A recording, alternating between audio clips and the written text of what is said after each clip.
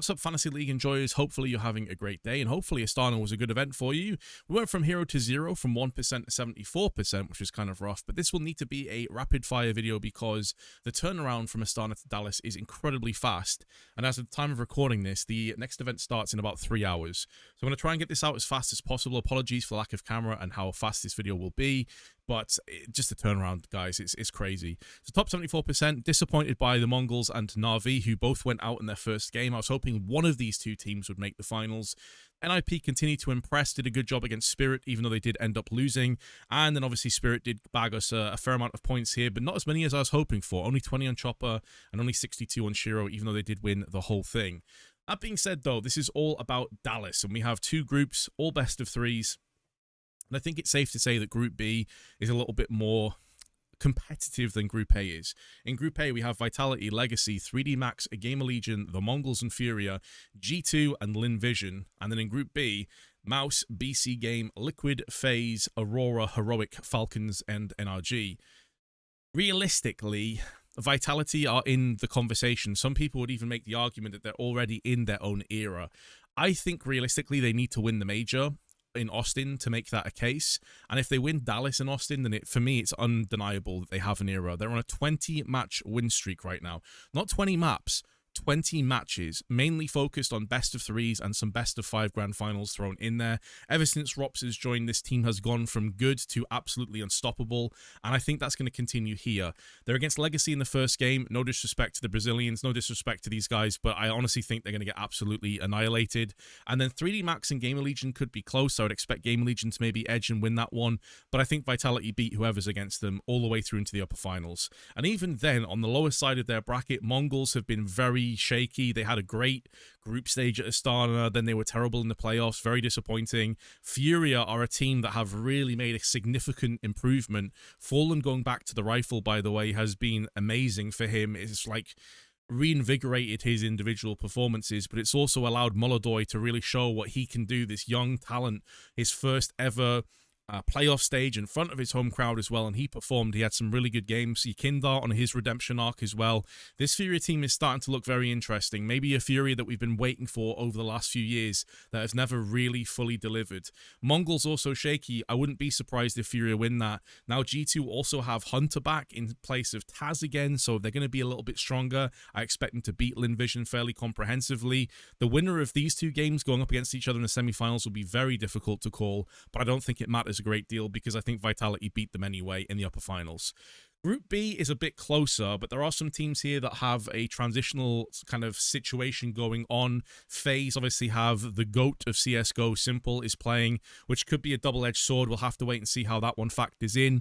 If you guys have been watching the FaZe documentaries, it seems like the main issue has been mentality. It's been tilt. It's been just being unhappy and kind of in the CS depression. So maybe Simple is the shot in the arm that this FaZe team needs to really thrive and enjoy themselves. But they also have Skulls coming in because Rain is expecting his child any second now, so congratulations, Rain. Hopefully it goes as smoothly as possible for you. We're all hoping for the best, but it does mean that with Skulls coming in, there's a lot of new parts to this FaZe team. Now I'm not necessarily sure that's a bad thing, because especially from watching their documentaries, man, maybe this is the fun, the kind of like lack of stress and pressure that they truly need to shine, because we know what FaZe are capable of. We know what Frozen and Liege and even Carrigan, individually speaking, can do when he's feeling it, and he has been stepping up his individual performance as of late. But having Simple in this team, yes, he's got this kind of aura of being toxic sometimes, being a bit too blunt, a bit too harsh. We'll have to wait and see how that kind of like factors into this FaZe squad, but I think for this event they're probably going to just be taking it chill and just letting things kind of go in a natural kind of progression, and that could make FaZe very dangerous. That could make FaZe an actual contender to win this group. However, Liquid have looked decent, and they're playing Mouse anyway in the next game in the upper semifinals. I think Mouse are probably the favorites for me to win this group. Aurora were terrible in the group stage of Astana. They were solid in the playoffs. It's hard to really gauge where these guys are right now. I find it very difficult to believe in them. They're all over the place at the best of times. They're like the Mongols in that way.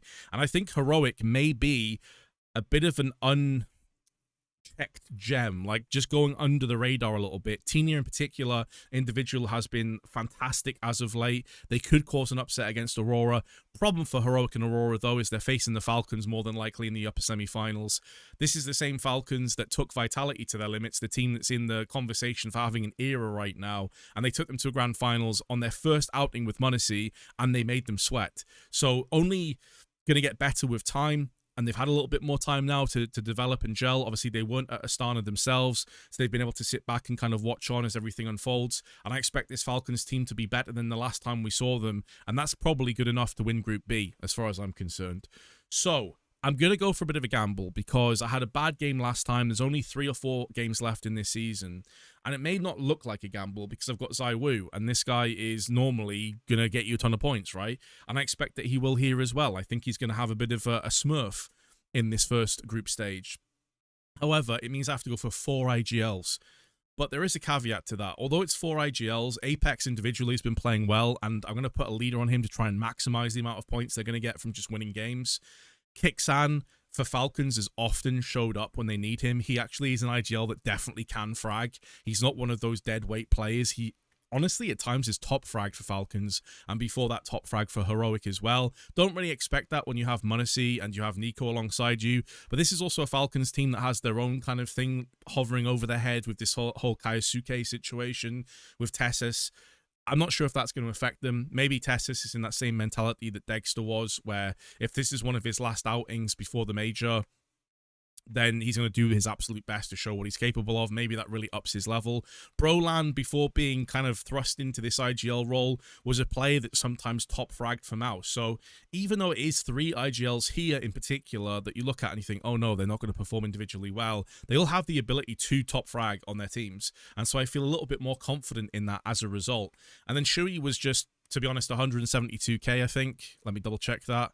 Yeah, 172k, and I didn't have much in terms of reserve cash because of the Zaiwu pick. But also, Shui looked individually pretty good since he's joined Liquid. He's made Liquid a better team. They're now well more orchestrated and a well more oiled machine than they were before. It's getting the best out of some players like Twists. My issue is with Naf. He's still not playing fantastically well individually. But I think Shui's not a bad pick for 172k. Especially considering they're against FaZe first, who, again, I have no idea what to expect because they got 2 players in the team that haven't played with them before, Simple and Skulls. So it's a bit of a coin flip. 172k for Shui, probably not bad, all things considered. But I'm obviously relying on these 2 guys to breeze through the group stage and pick up a ton of points in the process. I think a lot of people are going to get sucked into this romance of Simple is back, the CSGO GOAT is here again, 200k he's worth, which is a very tantalizing and enticing prospect. I'm not going to lie, I nearly picked him up myself. If it wasn't a case of Skulls standing in for Rain and Rain was playing, I probably would have gone for Simple and Carrigan maybe, because I would have expected FaZe to do pretty decently, but it's the 2 changes that have kind of thrown me off on that one. I can see a lot of people going down that route or double stacking Falcons, but I'm going to stick with the guys that have been doing it for 20 matches in a row, that are on the brink of an era, that are guaranteed right now, as far as I'm concerned, to be the best team on the planet, and we'll have to see what the Falcons can do. Maybe they run through this event, we get a really interesting grand finals between Vitality and Falcons again, and it goes the distance in another best of 5. Only time will tell, but this is my group, this is my team, I should say. Comment below and let me know what you think on this one. Apologies for the fast rapid fire video compared to usual, but hopefully you understand, and I'll see you in the next video. Best of luck.